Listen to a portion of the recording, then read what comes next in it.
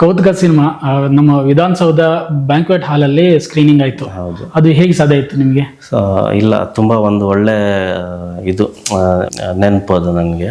ಅದು ನಾವು victory theatre ಅಂದರೆ ನಮ್ಮ ಶಾರ್ಟ್ ಫಿಲಮ್ ಕೆಲಸಗಳು ಮುಗಿದ ತಕ್ಷಣ ನಾವು ಫಸ್ಟ್ ನಮ್ಮ ಶಾರ್ಟ್ ಫಿಲಮ್ಗೆ ಡೊನೇಟ್ ಮಾಡಿದಂಥ ಪ್ರೊಡ್ಯೂಸರೇ 133 ಜನ ಇದ್ದಾರೆ. ಆಮೇಲೆ ನಮ್ಮದು ಫಿಲಮ್ ಕ್ರೂ ಎಲ್ಲ ಸೇರಿ ಒಂದು 50 ಜನ, ಒಟ್ಟು ಒಂದು 200 ಜನ ಇದಕ್ಕೆ ಪ್ರತ್ಯಕ್ಷವಾಗಿ ಪರೋಕ್ಷವಾಗಿ ಹೆಲ್ಪ್ ಮಾಡೋದವರೆಲ್ಲ ಇದ್ದಾರೆ. ಸೊ ಶಾರ್ಟ್ ಫಿಲಮ್ದು ಕೆಲಸ ಮುಗಿದ ತಕ್ಷಣ ನಾನು ಫಸ್ಟ್ ಅವ್ರಿಗೆ ಒಂದು ಸಲ ಸಿನಿಮಾ ತೋರಿಸ್ಬಿಡೋಣ. ಯಾಕಂದರೆ ಅಲ್ಲಿ ನಿಮ್ಗೆ 10 ರೂಪಾಯಿಂದ ಹಿಡಿದು ಲಕ್ಷ ರೂಪಾಯಿ ತನಕ ಡೊನೇಟ್ ಮಾಡಿ ವರ್ಷಾನುಗಟ್ಟಲೆ ನಮ್ಮ ಮೇಲೆ ನಂಬಿಕೆ ಇಟ್ಟು ಕಾದಿದ್ದಾರೆ. ಫಸ್ಟ್ ಅವ್ರಿಗೆ ಒಂದ್ಸಲ ಸಿನಿಮಾ ತೋರಿಸಿ, ನೀವು ಕೊಟ್ಟಿರುವಂಥ ಏನು ಒಂದು ನಿಮ್ಮ ಶ್ರಮದ್ದು ಹಣ ಇದೆ ಅದು ವ್ಯರ್ಥ ಆಗಿಲ್ಲ, ನಾವು ಅದನ್ನ ಪ್ರಾಮಾಣಿಕವಾಗಿ ಸಿನಿಮಾ ಮಾಡಿದ್ದೀವಿ ಅಂತ ಅವ್ರಿಗೆ ನಾನು ತೋರಿಸ್ಬೇಕಾಗಿತ್ತು ಫಸ್ಟ್.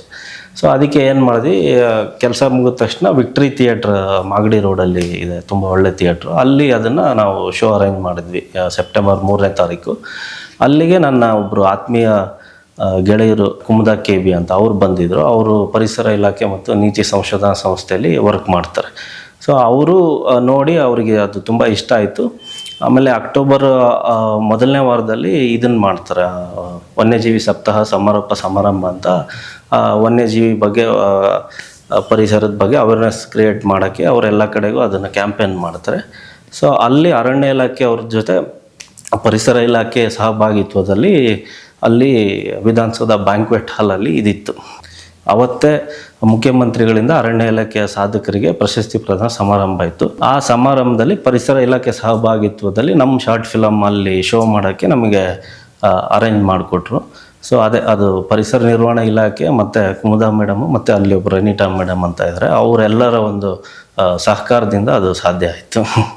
ನೀವು ಸಡನ್ ಆಗಿ ಕಾಲ್ ಮಾಡಿದ್ರೆ, ಹಿಂಗೆ ನೀವು ಅವತ್ತು ದುಡ್ಡು ಕೊಟ್ಟಿದ್ರಿ, ಹಿಂಗೆ ನಮ್ಮ ಸಿನಿಮಾ ಇವಾಗ ಸ್ಕ್ರೀನ್ ಮಾಡ್ತಾ ಇದೀವಿ ಬನ್ನಿ ಅಂತ. ನನಗೆ ಆಶ್ಚರ್ಯ ಸರ್. ಇವಾಗ ಹೆಂಗಂದ್ರೆ ತುಂಬಾ ಜನ ಶಾರ್ಟ್ ಮೂವಿ ಮಾಡ್ಬೇಕಾದ್ರೆ ಈ ತರ ಇನ್ವೈಟ್ ಮಾಡಿರ್ತಾರೆ, ನಾವು ಮಾಡ್ತಿದೀವಿ ಸ್ವಲ್ಪ ಏನಾದ್ರು ನಿಮ್ ಕೈ ಜೋಡಿಸಿ ಅಂತ. ಬಟ್ ಸಿನಿಮಾ ಆದ್ಮೇಲೆ ಅದು ರಿಲೀಸ್ ಆಗಿದೆ ಅಂತಾನೂ ಗೊತ್ತಿರಲ್ಲ, ಅದು ರಿಲೀಸ್ ಆದ್ಮೇಲೆ ಏನಾಯ್ತು ಅಂತಾನೂ ಗೊತ್ತಿರಲ್ಲ. ಬಟ್ ನಿಮ್ಮ ಪ್ರಾಮಾಣಿಕತೆ ಮೆಚ್ಚಬೇಕು ಸರ್.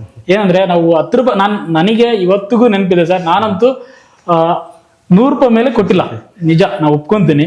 ಆದ್ರೂ ನೀವು ನೆನಪು ಮಾಡ್ಕೊಂಡು ಅಂದ್ರೆ ನೋಟ್ ಮಾಡ್ಕೊಂಡಿದ್ರೆ ಸರ್, ಯಾರ್ಯಾರು ದುಡ್ಡು ಕೊಟ್ಟಿದಾರೋ ಅವ್ರದ್ದೆಲ್ಲರನ್ನೂ ನಂಬರ್ ನೋಟ್ ಮಾಡ್ಕೊಂಡಿದ್ರಿ. ಅಂದರೆ ಈಗ ಅಲ್ಲಿ ನಮಗೆ ಆ ಶೂಟಿಂಗ್ ಟೈಮಲ್ಲಿ 1 ರೂಪಾಯಿ ಕೂಡ ಇಂಪಾರ್ಟೆಂಟ್ ಆಗಿತ್ತು.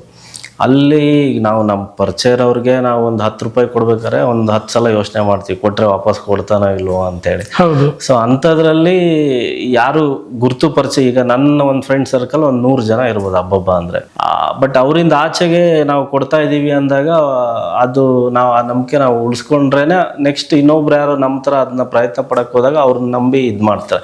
ಈಗ